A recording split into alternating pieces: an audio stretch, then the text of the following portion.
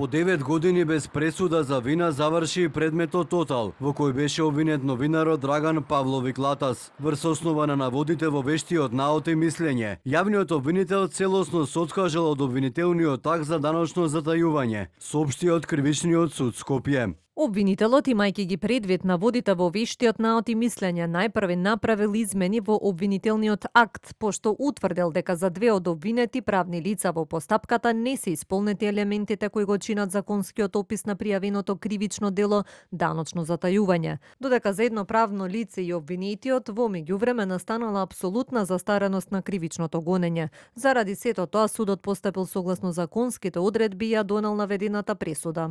Од обвинителството велат дека супервештачењето од областа на економско, финансиско, материјално, но и сметководствено работење било клучно да се преквалификува обвинението за новинарот Латас и да настапи апсолутна застареност. Согласно вештачењето, износот на даночното затајување од значителен беше намален во поголем и согласно тоа не ги исполни елементите на кривичното дело од ставот 2, односно мораше да биде преквалификуван во став 1 од член 279 даночно затајување. Иако предметниот јавен обвинител Марија Џабирова Велков во своето обраќање потенцираше дека останува на воведните говори изнесени на главната расправа во досегашниот тек на предметот, сепак мораше на самото рочиште да изврши преквалификација на обвинението токму поради наодот од супервештачењето, а со самото тоа настапи апсолутна застареност од 15.3.2024 година. По објавата дека е повлечено обвинението за Латас, со реакција се јави опозицијската СДСМ. За партијата ова е уште еден доказ дека Христијан Мицковски директно управува со обвинителството и правосудството.